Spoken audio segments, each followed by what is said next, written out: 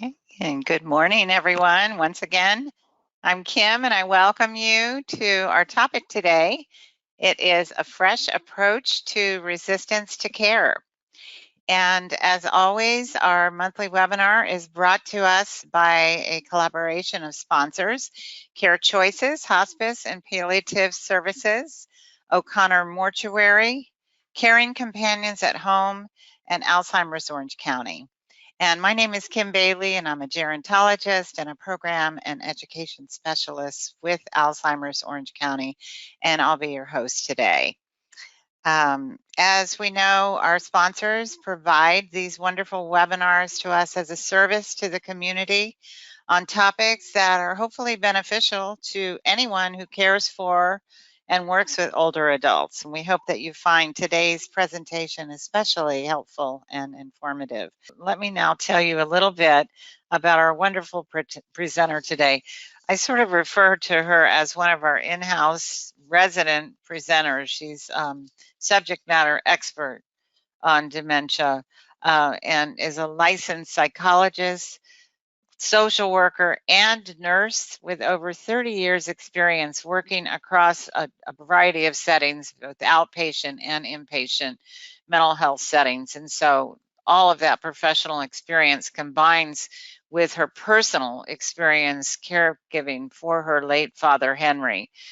So she shares a private practice with her husband, Dr. Jorge Galindo, and she's been a proud volunteer for our organization, Alzheimer's Orange County, since 2016. And I can tell you with authority that she is just a treasure, and you're going to learn so much from her presentation today. And if you haven't caught some of her past presentations, in fact, for any of our past presentations, you can go to our website and click on our video library and hear some of those topics of interest. So with that, I want to bring Dr. Galindo on, and I'm going to disappear and turn the presentation over to her.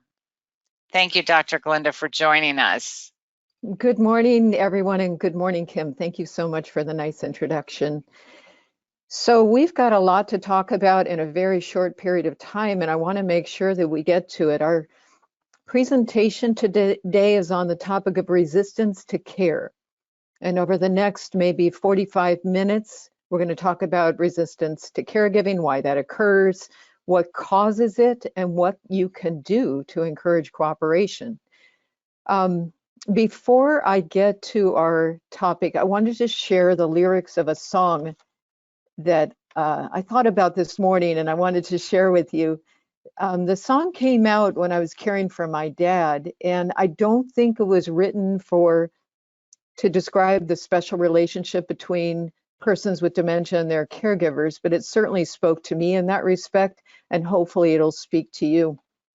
And the relevant lyrics go like this: if you forget the wonder that you are, I'll remind you. And if you lose yourself, don't worry, darling, I will surely find you. I'm right behind you all the way. And that was so special because it certainly describes the relationship between someone with dementia and those of us who are caregivers for persons with dementia. You have taken on a very special role, a very special assignment. And your acceptance of that role is something for which I am very grateful. I want to thank you for being a light in dark places. I want you to know that I'm grateful to you for thinking 20 steps ahead for someone who has forgotten the way. And I want to thank you for reminding your loved one each day how valued and cherished they are. You have a special, special role. Now, having said that, and having been in your position, both professionally and personally, I want to add something, and that's something you already know. Dementia care can be very stressful, and especially when there's resistance to your efforts to care for that person with dementia. So that's what we're going to talk about today is what kind of tools do you need as a caregiver to help the person with dementia so that there's less stress and more joy and more peace. In other words, I want you to take control of your stress response because I need you to make it to the finish line. I need you to take care of yourself. And you will see in this next slide something that's very important, and that's take a deep breath. Because the quickest way to override the stress response inside of yourself is to take a lot of oxygen in and just replenish and restore your reserves. All right, so let's dive in. So the first thing we want to talk about with regard to resistance to caregiving is the definition. Why do we encounter resistance, first of all? Well, let's first try to understand. Generally, whenever we encounter resistance to caregiving in those with dementia, there are three possible things contributing to the problem. Your loved one with dementia is trying to communicate something. Number two, the environment may be the problem. Or number three, our approach may be the problem. So let's start with your loved one first. When we consider dementia, a lot of people will say, well, I think it's progressive memory loss. They forget one day and then they forget some more, and then eventually they forget to eat, they forget to breathe, and then they die. And that's only part of dementia. Truly, what's happening is the whole brain is affected. So there's progressive damage in many areas of the brain, not just the areas affecting memory. In fact, the areas of the brain controlling expressive language, receptive language, organization, planning, impulse control, and visual spatial organization are all affected. And the behaviors we see are just outward manifestations of progressive brain damage. So this is why it's very important for us caregivers to keep in mind that our loved ones are doing the best they can with what they've got. They've got brain damage, and over time, parts of their brain are shutting down. And for us as caregivers, it's important for us to understand that and be very good detectives about what's going on. So the first step in our caregiving venture is empathy. Put ourselves in their shoes.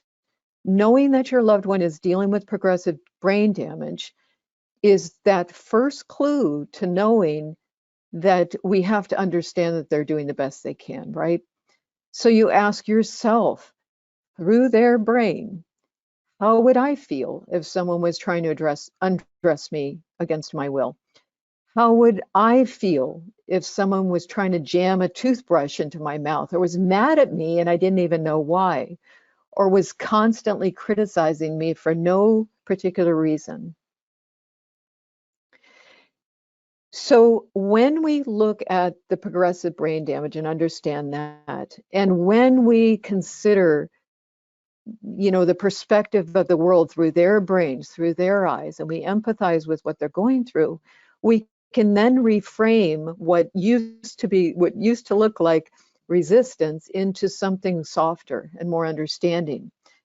And when we reframe it, the bottom line is that we understand that loved ones are attempting to exert their agency. They're trying to be independent, and they're compensating and adapting to brain changes. That's all they're doing. They're still trying to communicate with you. They're working around the damage that's in their brain, right? So the words we use can impact how we see things, okay?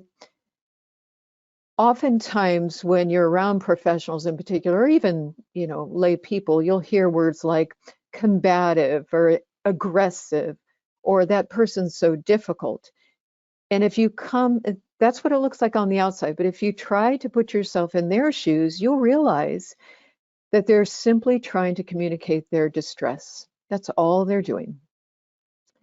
Distress is often the result of an unmet need. So that need can be that they're in pain, they're feeling insecure, they're needing a sense of control, they're hungry, they're wanting connection, or maybe it's just plain boredom. Distress can also, or should also, be seen by us caregivers as being on a continuum. It's not simply they're distressed or they're not distressed, but they're distressed along a continuum. And it's depicted here as green, yellow, and red. And you know intuitively that the green is the side that I want you to concentrate on, and the red is the one that I'd really like to prevent. On that top panel, you'll notice the outward manifestations of distress. So irritability, anger, and then outright fury as you're going from left to right. The bottom bar is what's going on inside, presumably. So your loved one with dementia, when he looks irritated, could be feeling nervous. And when he's looking angry, could be feeling scared. And when he's looking absolutely furious, could be terrified. So for us as caregivers, we want to make sure that we want to make sure that we're intervening at the green area or even before. Potentially, we might even intervene at the yellow, but try to avoid intervening at the red. That's what we want to guide you to do today, because once you get into the red zone, the result is going to be more distress, more stress for you and your loved one, maybe even more frustration, and somebody may even get hurt. It becomes potentially dangerous in that area. So what I'm going to ask you to consider is go to the left of your screen. That's where we're going to concentrate, is how do you prevent it, or how do you intervene when the emotions are low? Okay, so you might be thinking, okay, I'm already putting myself in their shoes. I'm trying to intervene early, but there are certain tasks that are still very stressful. What am I supposed to do? Well, here's the secret. The best teacher on how to approach a person is that person themselves. Ask yourself, what are they trying to teach me? What are they trying to tell me? And here's 4 possible strategies that might fail in that area. So approaches that might fail, okay? So the first problem with an approach that might fail when you're not able to figure out why a situation is stressful and it's not working is, first, that approach might be reactive rather than proactive. And the way to think about that is when you think about that green, yellow, red continuum, on the right side was the red, on the left side was the green. Well, reactive is when you're already in the red and now you're trying to figure out a solution to the problem. Green is when you're proactive. So you're thinking ahead, you're trying to think 20 steps ahead and prevent something from happening in the first place. So if your approach is reactive, that might be part of the problem. And we're needing to focus more on the prevention. So we're trying to prevent or de-escalate a situation to prevent it from escalating in the first place, right? Here is a depiction of this stress and what happens when we react and why it's so problematic. So at the top of the schema is your loved one with dementia. The person is distressed, let's say. It looks like anger on the outside, right? Which means, now in your mind, think about what I said. It could be terror underneath. It could be nervousness. It could be confusion underneath. I would say if you're going to err on something, think fear. Underneath every person with dementia is a lot of fear and anxiety. So at any rate, on the outside, it looks like anger. If we react to that anger, we become stressed out too. And we might even become angry too. And then that caregiver stress increases, which then leads us to respond with frustration. And then that frustration is let out on the person with dementia, who then gets more escalated and more distressed, and so on and so on. That's why reaction doesn't work. It just continues to escalate the problem. Here's a second problem with our approach. If our approach is not person-centered, we're trying to generalize a solution that may not fit the unique needs of this particular person. So the strategy that might work on Bob is not necessarily going to work on Mary. And I know we all want that. We want a recipe book where one, solution fits all. It just doesn't, unfortunately. It really requires your creativity. Our approach really needs to be person-centered. It needs to focus on the details of that person and the unique needs of that particular person. So what's a third problem with our approach? Well, a third problem might be that our approach is not factoring in the environment. The environment is always changing. So what might work for Mary today may not work for Mary tomorrow, and may not work for Mary or Bob next week. And so it's constantly evolving, not only for the unique needs of your particular person that you're caring for, but also for the changes that just happen every day. The not feeling good or not getting a good night's sleep, or changes in the environment where the sun is not necessarily going up at the same time that it did the day before. Now it's raining and it wasn't yesterday. So all of those things have to be kept in mind that may explain why our approach that used to work yesterday is not working today. And a fourth problem with why our approach may not be working is maybe our approach is more about my issues and not necessarily about enhancing the well-being of your loved one. The ultimate goal of our approaches should always be in service of your loved one, to enhance their quality of life.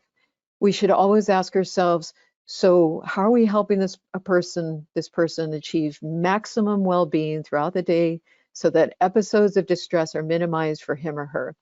I like to reduce it down to, and this is what I used to say about my dad, more joy than not, the least amount of anxiety, the least amount of fear. If we've accomplished that in a day, we've accomplished great things. All right, so the name of the game is being proactive rather than reactive. And that means as simple as bringing together your care team, making sure you know that person well, meaning the person with dementia, and that you see things through their eyes, the empathic stance, and that you look beyond the present challenges toward the well-being of that and welfare of that loved one. So let's start with knowing the person well. What I mean by that is not necessarily this is a person that's on our unit, but the particular likes and dislikes of this person. What worked well as far as past routines? When did they used to eat breakfast? When did they used to take showers? What was their nightly routine? You want to know when they function at their best. Trying to get things accomplished in the early morning may not work for them. It may be better in the afternoon. And what can they still do well on their own? Because remember, that person is still there and they're entitled to as much independence as possible. And then when things are going wrong, you want to know why. And when things are going right, you want to kind of figure out why is that so?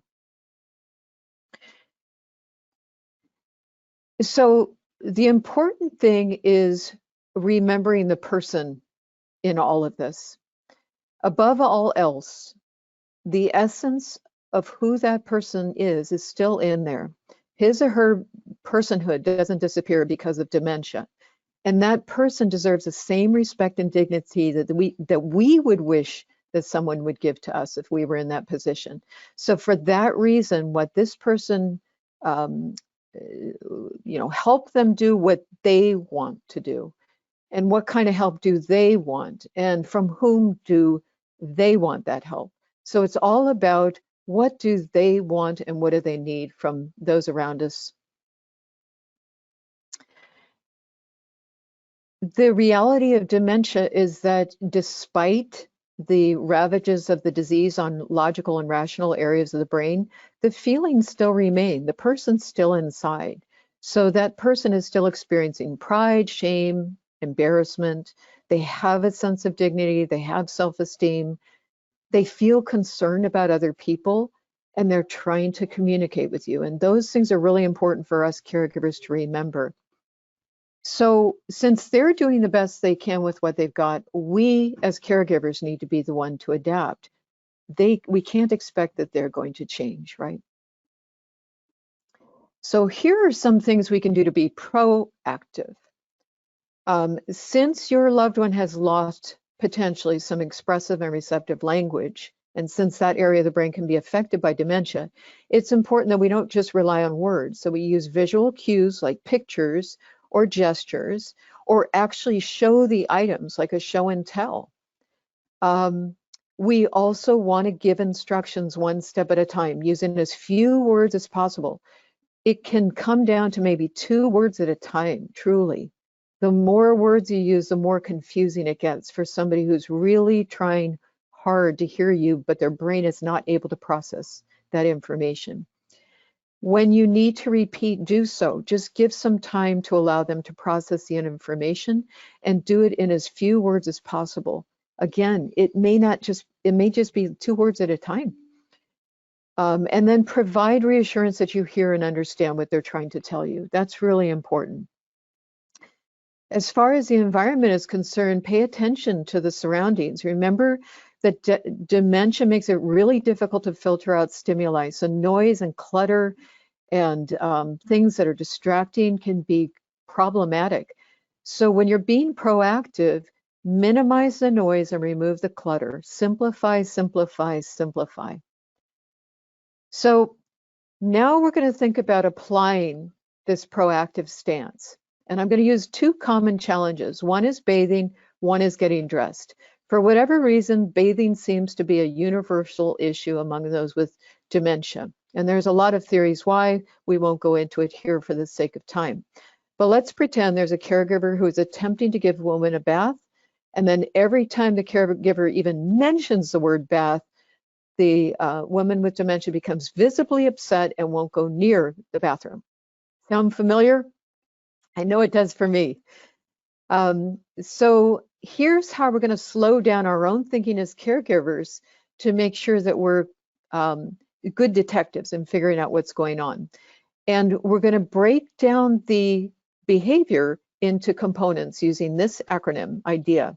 The I stands for identify the behavioral expression. You're not going to use any judgment when you do it. You're just going to define it. Then you're going to explore the potential causes, and then you're going to adjust your approach. So you're doing it step by step by step. So in this scenario with the bathing, let's identify the behavior. Well, it's just what I said. Mother is not bathing, or your client is not bathing. Notice there's nothing about it that has judgment inserted. There's no why. It's not she refuses. It's just she is. She won't. Then you explore what might be causing the behavior. So it might be in the approach. It might be that the client is remembering a negative experience. It might be that she's feeling out of control. Now, this is one thing I want you to keep in mind. Before you even get to exploring why, I want you to slow down your thinking even more. So when you get to identifying the behavior and you say mom's not bathing or your client's not bathing, ask yourself, is this a problem? Meaning, am I making it more of a problem than it is, or is it truly legitimately a problem that needs a solution? Because if it's not a problem that needs a solution, don't do battle over it. That's really important.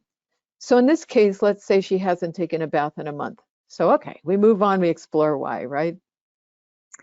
Now, after we get through the reasons why, then we adjust.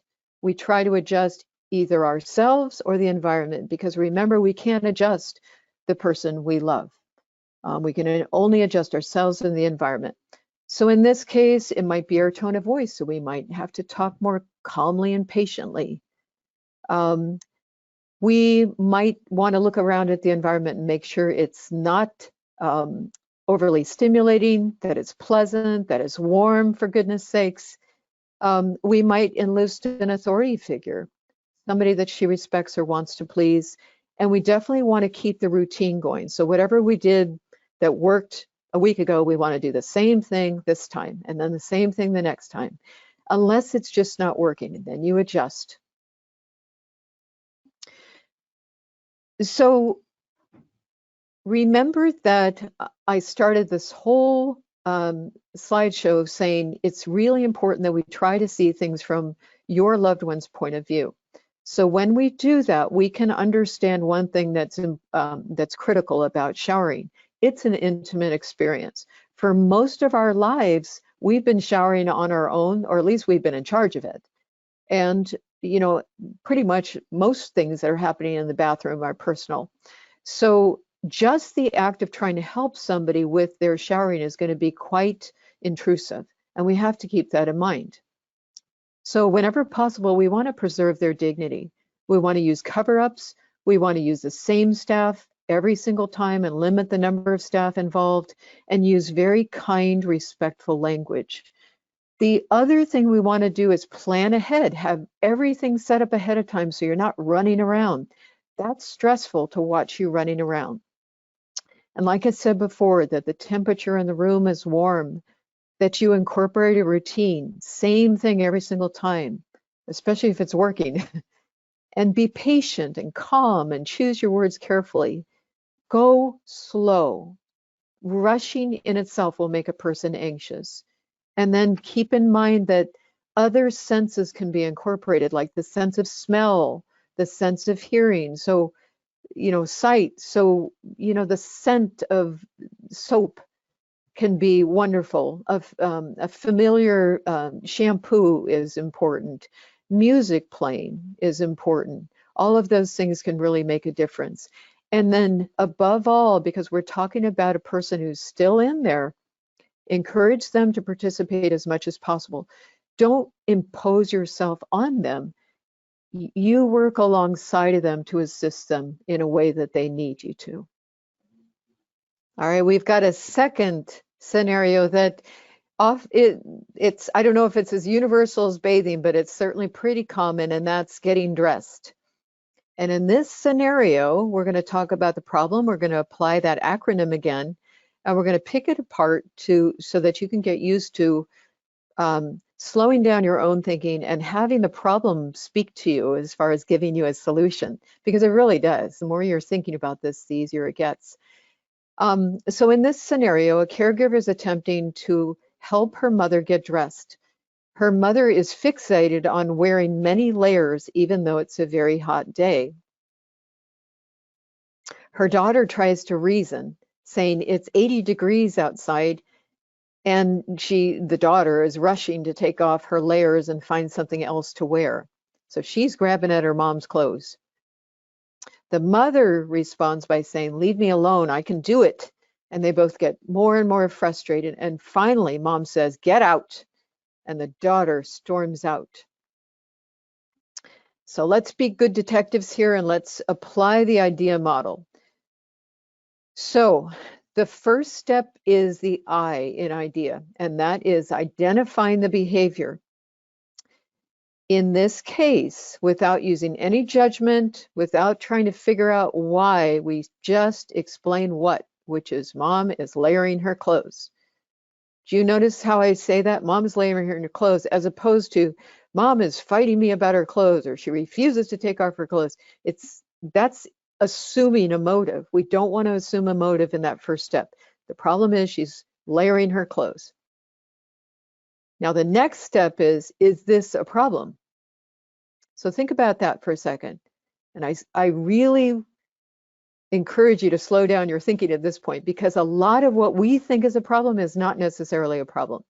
If mom is layering her clothes and the problem is simply that they don't match and you're embarrassed, that's your problem, right? Do you see where I'm going with this?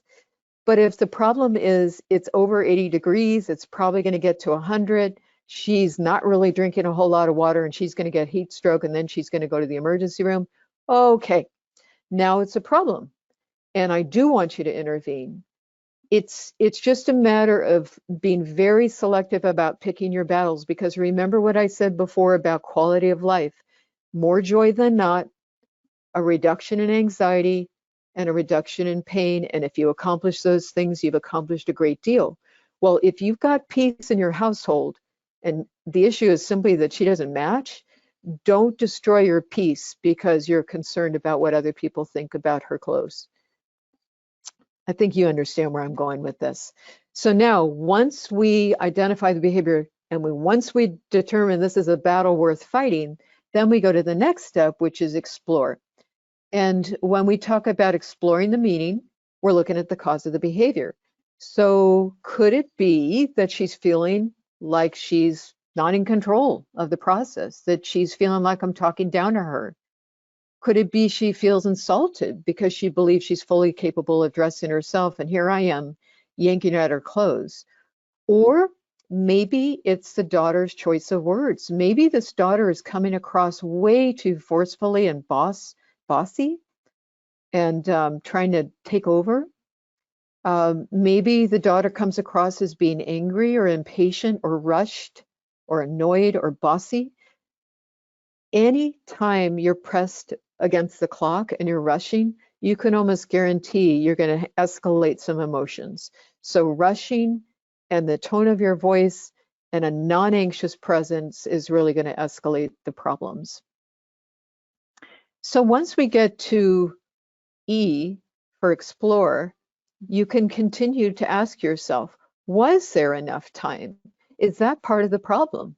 Did I come across as being pushy and rushed and stressed out because I knew we had to be at a doctor's appointment and she wasn't, here she was in her layers and I couldn't get them off? Is that truly what the problem is? And if it is, great solution is let's just schedule doctor appointments later in the day so we can allow for things to potentially happen. Is your language calm as a caregiver, or are you demanding? Are you using way too many words? Are you trying to use reason and logic, trying to tell her it's 80 degrees outside? Don't bother, because the brain that's in charge of understanding logic and reason is not working the way it used to. So that doesn't necessarily work. Calmness works much better. Are you letting them feel like they're in control, or are you the one controlling? And is this environment simple, or is it cluttered? For my dad, it was as simple as taking a lot of clothes out of his closet. So it wasn't a temptation because he was the king of layering. And it didn't matter what the temperature was. He was forever layering.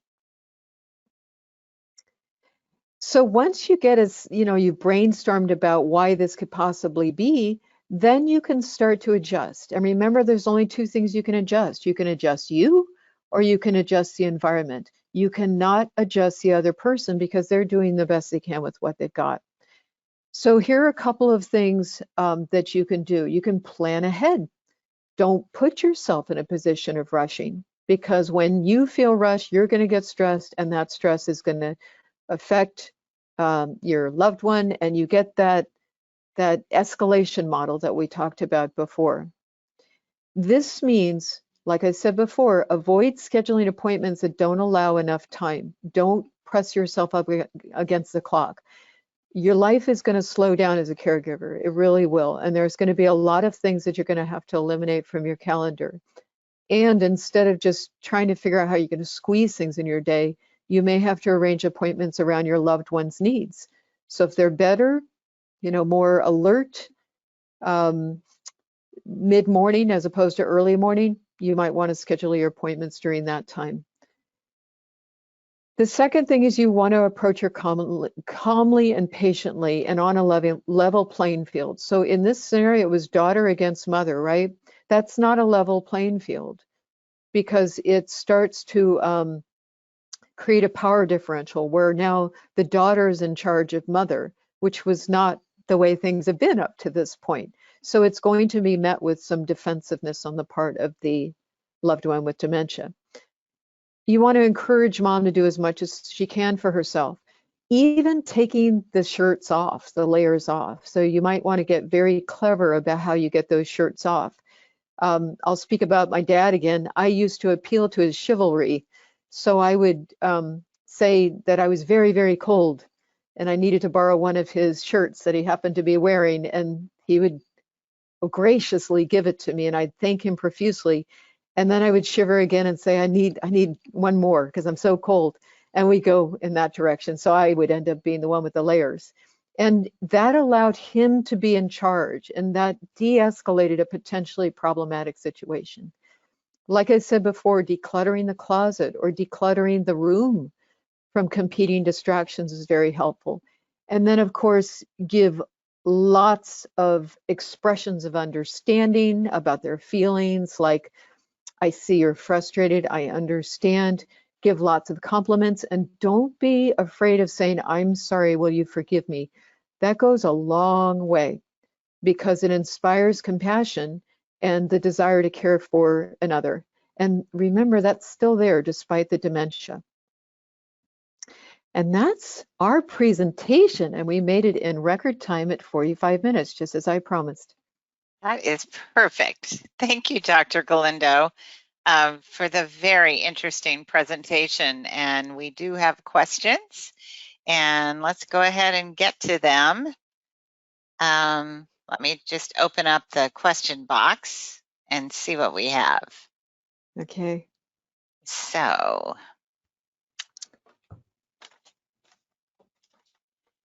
How does long distance communication, or I guess they mean long distance caregiving, impact all this?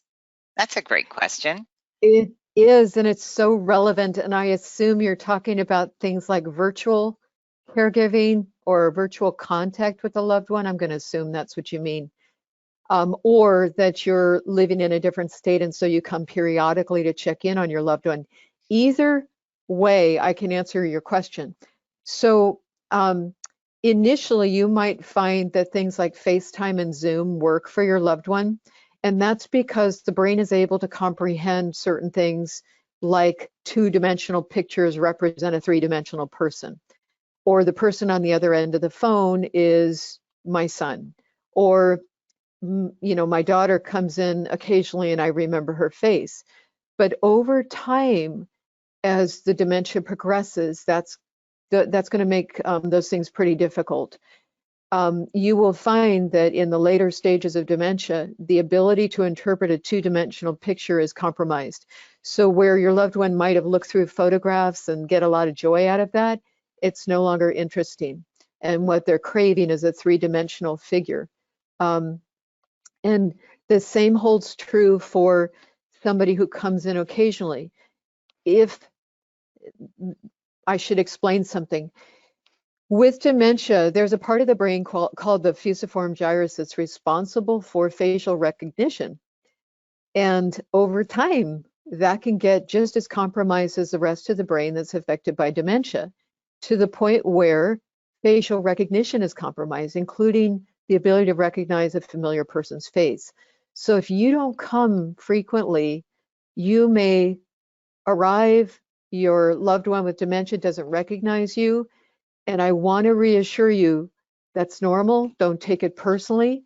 And what you do in a situation like that is you reintroduce yourself and very simply, I'm Miriam and I'm here to be with you today, and I'm so happy to see you, and that sort of thing. And if you want to throw in and I'm your daughter, you can do that too. But yeah, that long distance stuff is very relevant and unfortunate during this time, especially with COVID. But listen, if you find yourself in a different state and you're trying to extend your caregiving to support other family members in their ventures, bless you, because that can't be underestimated. Just your phone calls, your support, your encouragement, your willingness to call in between, that's all good. So just don't take it personally if your loved one doesn't can't place your face. Absolutely. Very good. Thank you, Dr. Galindo. The next question is, what do you do when the loved one speaks, but what they say makes no sense? Yeah, this is a good question too, because you remember I was talking about how expressive language and receptive language are affected by the brain damage that's inherent in dementia. So just as when a person's brain is affected by dementia, the words that you say may not be interpreted the same way they used to. So what comes into their brains is not necessarily going to make sense.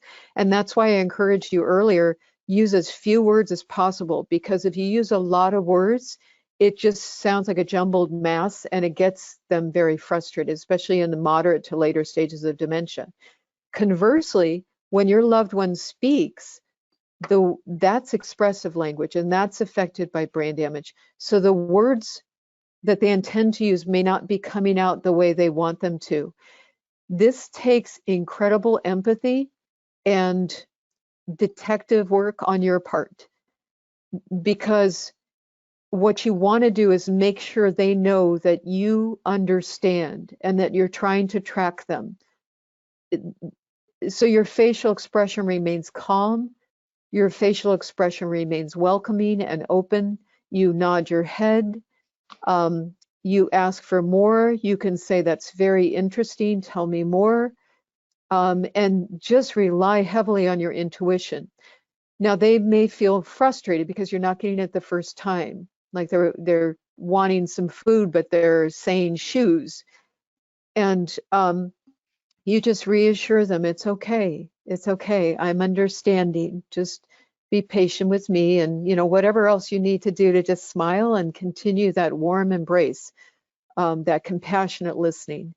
Um, so it's challenging. I'm not telling you it's not, but again, apply those things that we talked about today, and try to convey to that person you're trying to understand. And your face is going to go a long way. Your facial expression and your tone of voice, and even touch, just holding their hand. Okay.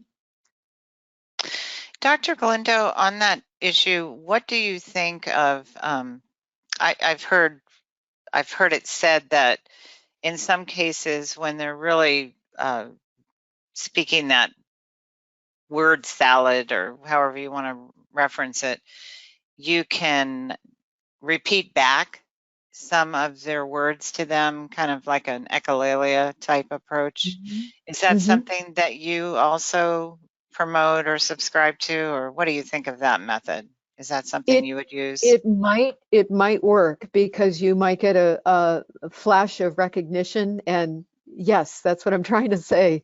Mm-hmm. Um, the other thing that might work is what we talked about before with using pictures, using actual items in a show and tell, Mm-hmm. um, because remember that verbal expression is going to leave much sooner than visual understanding, auditory understanding, or even olfactory understanding, meaning smell. Although there's some controversy about that one.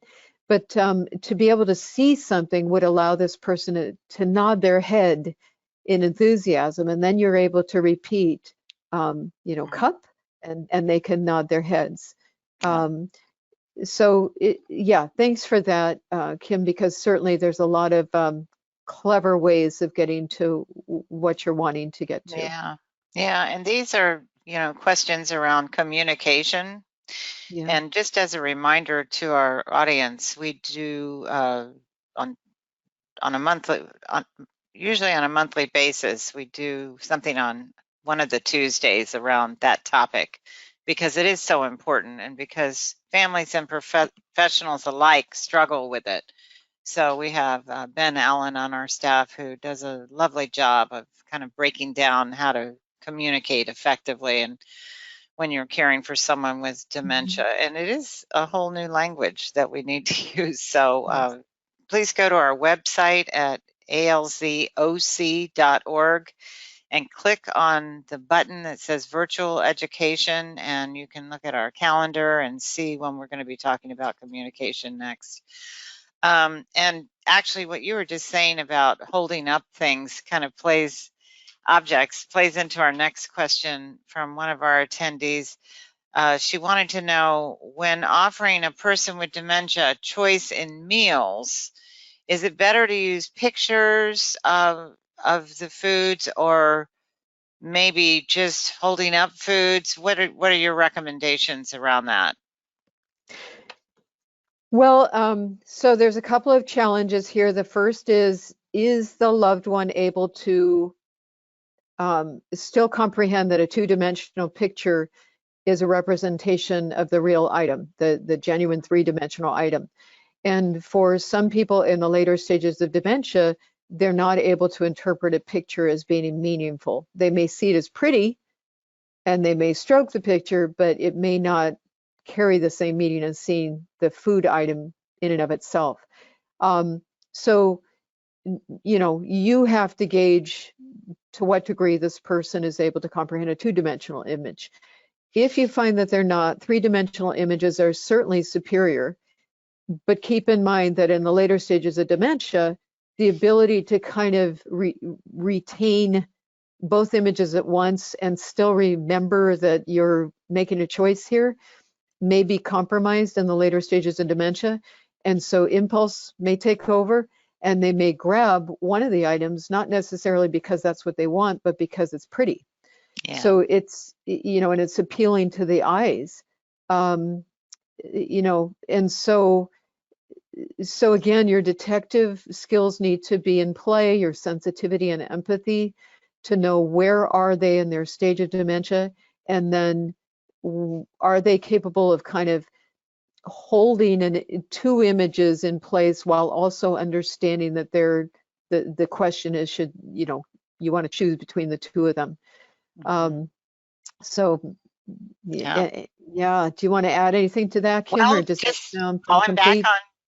on knowing the person, Yeah. whether you're caring for a family member or caring for a group of people in a RCFE setting or what have you. I mean, it all kind of relies on knowing that person's likes and preferences. And Yeah. if you have that information, that's half the battle. If you know their food preferences, and you can, if they're not able to make choices, then you know their choices, and you know if they have certain cultural likes and dislikes with their food, Mhm. etc. So it's really about knowing your client or knowing your family member. So I think that really goes Yes. a long way in helping you to decide on the menu. Yeah, Yeah, preparation allows for being proactive. And so the more yeah, you know their food choices ahead of time, the more you can yeah, sensitively select yeah. for your loved one without putting them in a bind. So that's a And good it point. and it's stage dependent too. I mean, we're really Yes. talking more about, people who are fairly impaired. In Yes. the early stages, the person can shop with you and self-select, a lot of their foods and help you prepare the meals. Once again, this is a whole topic that's so interesting, and we have video presentations on meal prep and all of these things, that you can find on our website. But yeah, it kind of depends on the person and where they are in the illness and how much they're able Mhm. to contribute. So these are just great questions. Mhm. A dementia person wants to take control of her medication. Oh, the medications, but gets them mixed Yeah. up. Uh, Yeah. she refuses to let her husband take the medications from her. So resistance to medications. This is a big one. I'm glad the It question was asked because it's so common. it is common, and we have actually a presentation that includes that very subject area, which will probably be archived uh, on the website. The thing that strikes me is, you remember I was saying, when you first identify the problem, it- slow down and figure out, is this a problem worth pursuing? Or is this simply that I've got the problem because I'm embarrassed about her choice of clothes? In this case, the thing that is alarming to me that makes it my problem as a caregiver is she gets some medications mixed up. What's alarming about that is, if that is happening, potentially there could be something that's life-threatening, or at least put her in the emergency room or make her very sick, right? Right. So for that very reason, it becomes a health and safety issue. And then I say, okay, I need to step in. So as her husband, I would feel very confident in taking over the medications, and it's just got to be a non-issue. And if there's going to be some short-term argument, so be it, and you do it as respectfully and quietly and covertly as possible. And then the only medications that go into, say, a little pill container are the ones for the particular day, and everything else is not in there, so that it becomes very easy for you to keep track of which medications were taken and which ones weren't. So that is a great, great example of that idea model, where I stopped everybody right at the I part and said, is this a battle worth fighting?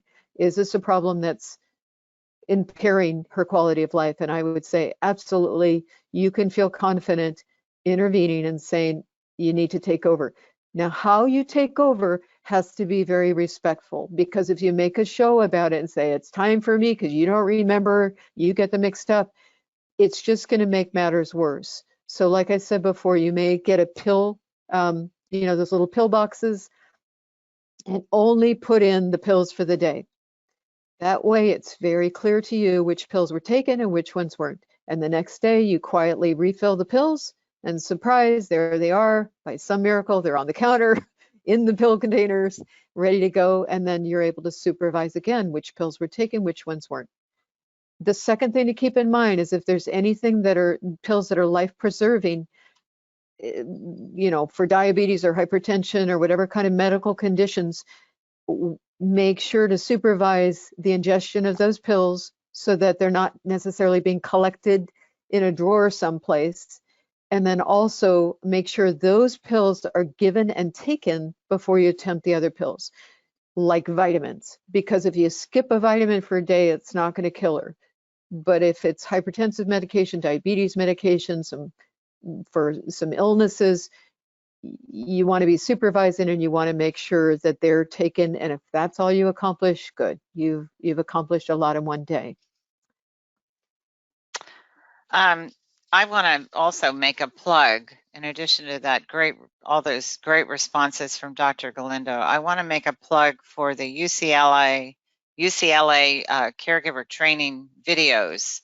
Yes. And I don't have the link offhand, but you can just put that into the search. I put this in the chat box. You can put just search for the UCLA caregiver training videos and the dementia videos, and they have them on every topic, of all the typical behavioral expressions that you see in dementia care.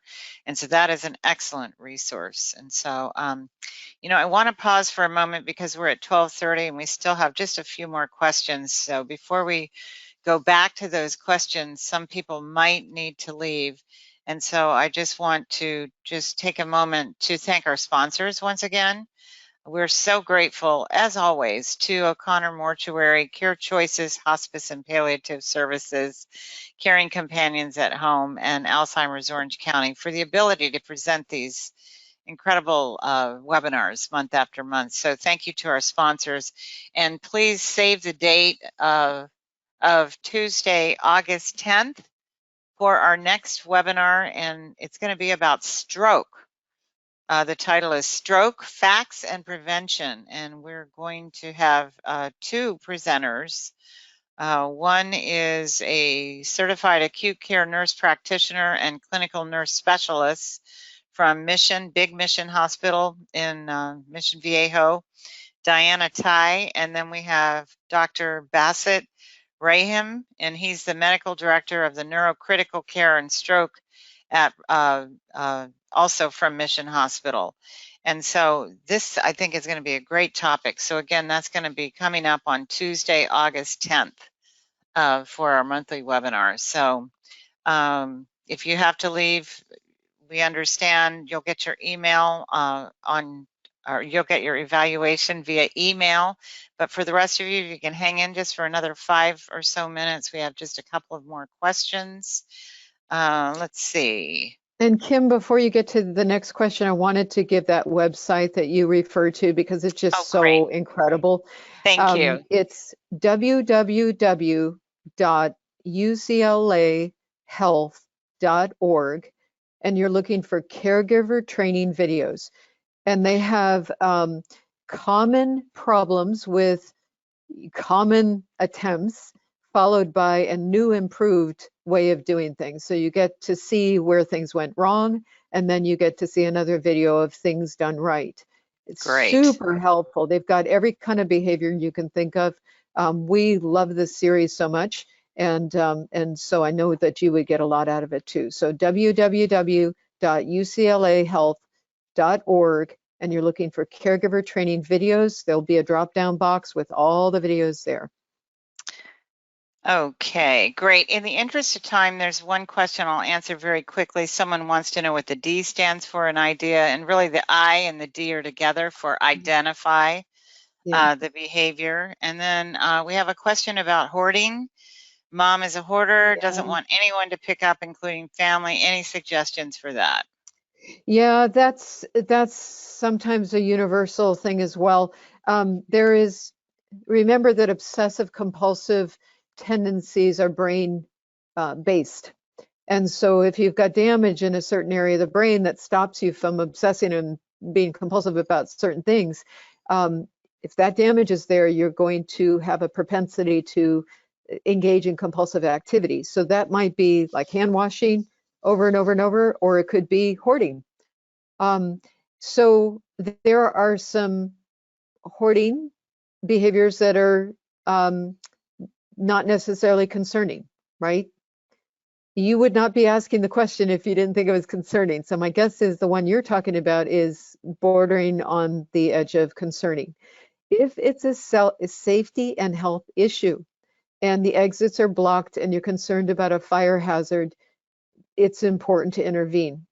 And you know, just like I said about the medications, the timing of how you do it, when you do it, how you do it is going to be important, because if you try to do battle with your loved one right there on the spot, it's just going to escalate conflict and somebody's going to get hurt.